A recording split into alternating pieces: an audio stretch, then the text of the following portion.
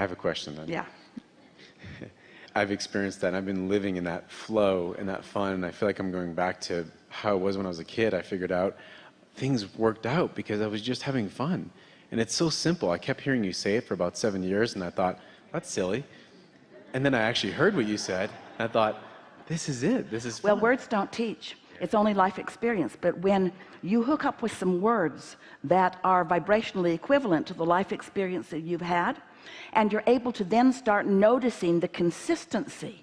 So when you get hold of this notion of satisfying thoughts open doors and unsatisfying thoughts open doors to more unsatisfying things. In other words, all thoughts open doors. It's just, what are the doors opening to? More pleasure, more pain, more sense of well-being, less sense of well-being, more feeling of worthiness, more feeling of unworthiness, because law of attraction opens doors. It's just, what are you under the influence of? Okay, here's what I want to know. I've been allowing more in, and just right now I can feel more as well. I feel like my mechanism, this body, when I feel sources, I'll use the word love. I don't know what other word to use. No better word, okay. except that twists some people's brain into a knot, because, Yes. because they've only heard the word love when the opposite of it was being offered. Don't you know I love you? Okay. When I've tuned in to that love, that vibration, I've dropped to my knees. It's been after times where I'm asking for something, and I just finally give up, and then But you're not giving up desire, you're giving up resistance. That's the difference. That's the difference. How can I refine this mechanism to accept that? Because even right now I feel Little by little by little by little, just a little bit at a time, by one satisfying thought at a time. It doesn't take very long. It's like the analogy of the hills at San Francisco, and there's a car parked at the top of one of those big hills, and you decide, just for self-understanding, that you're going to release the parking brake and put it out of gear, and you're going to just nudge it a little bit from behind and see what happens. You know what's going to happen. It's going to go in the bay, because gravity and inertia are going to carry it right down there. But just for fun, you decide to try it anyway. So you nudge it a little bit and it starts rolling. Then you realize, wait a minute, I've changed my mind. You get out in front of it with your body and you just stop it, because there's no momentum. So it just bumps up against you and it stops. But you wouldn't want to be at the bottom of the hill trying to stop that. And so that's why satisfaction, it's a soft word. Am I satisfied or not? And if you begin noticing how often you are satisfied. The other day Esther was on an airplane and she was feeling satisfied for no good reason, just because she was satisfied.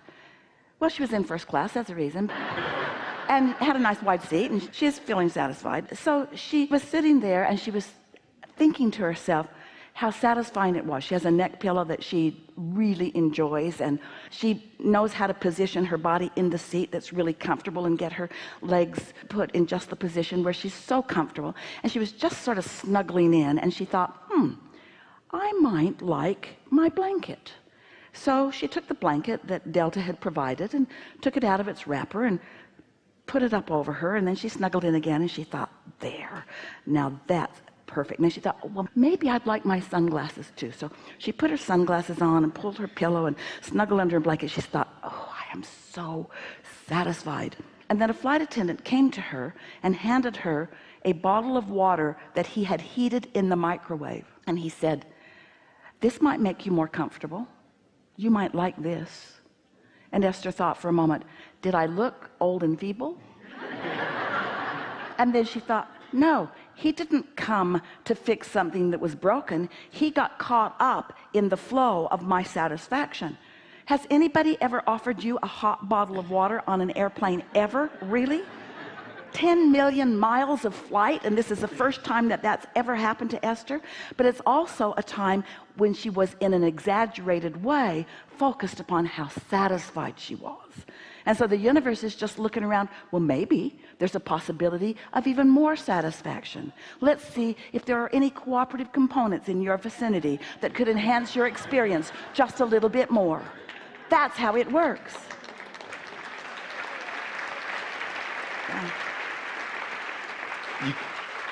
In that process, you can really seem like an oddball to others. Yeah, don't tell them. Don't tell them. It's why it was hard for you. It took you a while to warm up to us. We're odd, we know. Yeah, yeah, right. So I feel the same way now. But you don't have to tell anybody. You don't have to explain that you're in the receiving mode. Just get there. You don't have to walk around saying, I'm so satisfied. I'm so satisfied. Because when you're satisfied around people who aren't, it bothers them.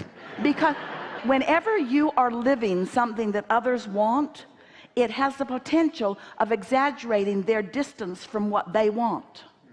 So that's why you want to be oblivious to them. And you know what holds you back so often, dear hearts? Because you are sensitive to that. You're sensitive to how others feel, and then we love you so much, but stop it. You deliberately lower your own vibration in order to resonate with their dysfunction. But you can't get sick enough to help a sick person get well, and you can't get poor enough to help a poor person become prosperous, and you can't get dissatisfied enough to help a dissatisfied person become satisfied.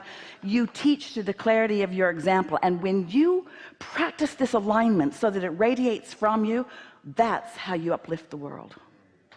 Yeah. This is a really good time for a segment of refreshment. So good. And are you refreshed? Yes. Good. Now what? Now what? Now what? Morning. I'm from India. We came further.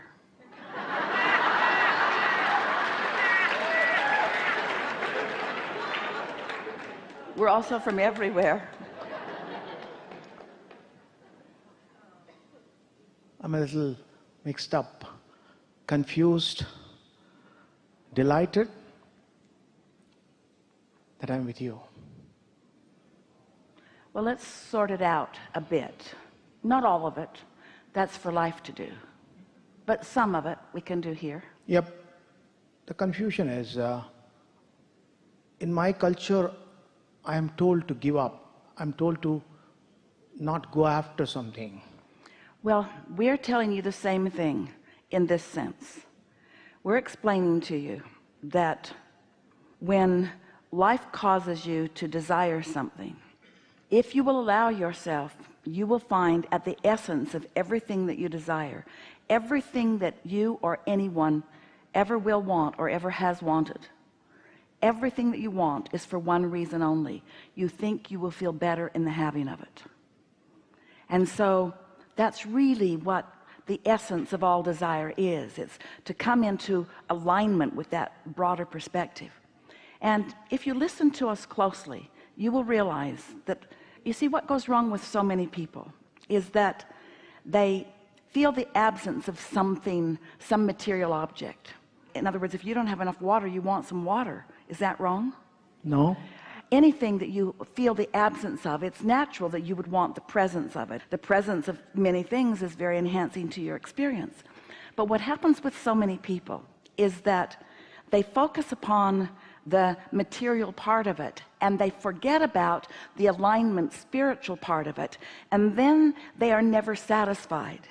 And so your culture, we know for sure, is wanting to lead you towards satisfaction. And there are so many people that feel dissatisfaction because they think they want things that have not come about yet. One of the primary things, especially in the early days of our beginning to visit with you all through this format, is that people wanted to know about materialism versus spiritualism. And we explained that everything is spirit, and that spirit has intentionally come into this environment, into this leading edge environment, intending to materialize. It's the natural process of spirit to continue to evolve and become more.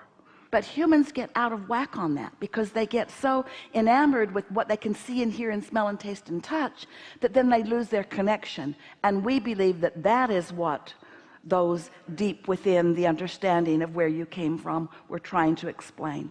But like everything, as time goes on and it gets further from those who received the inspiration to begin with, it turns into things that serve the purposes of those who are now disseminating the message. And so that's why we're encouraging all of you to go directly to your own source. We don't want you to take it from us or from anyone. We want you to find your connection and follow your true personal guidance, you see. So which is the same thing, that life after life, I'm born to liberate. Born to continue to be. Just focus upon just this one aspect or concept of eternal life is what we think would serve you well to focus upon. You are forever. You are eternal. And for anything to be eternal, then it must continue to expand. And the confusion in your mind is you think that we're trying to talk you into material expansion, which is a natural byproduct of alignment, because this is the leading edge. It's natural that the leading edge would lead into more that is here, you see. But so many people give up their connection and give up their joy for the sake of the material things. You're supposed to have it all. You're supposed to tune in. You are creators. Do you think that you would come as a creator and be told, you are a creator, but do not create? You are a creator, but don't let it be anything that anybody else can see.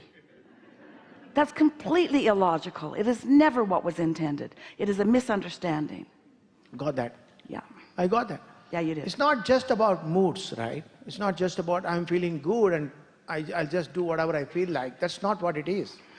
It's about coming into alignment with who you really are.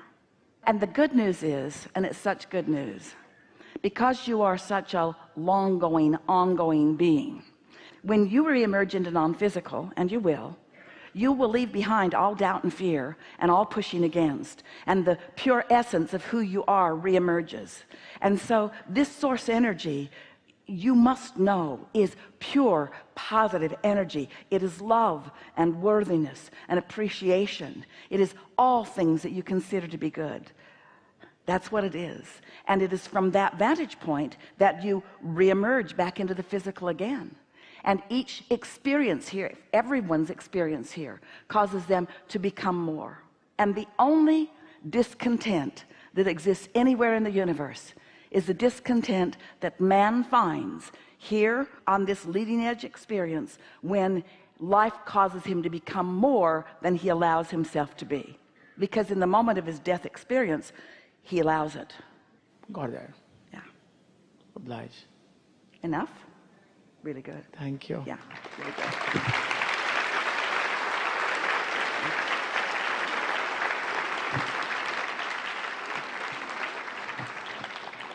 Now what?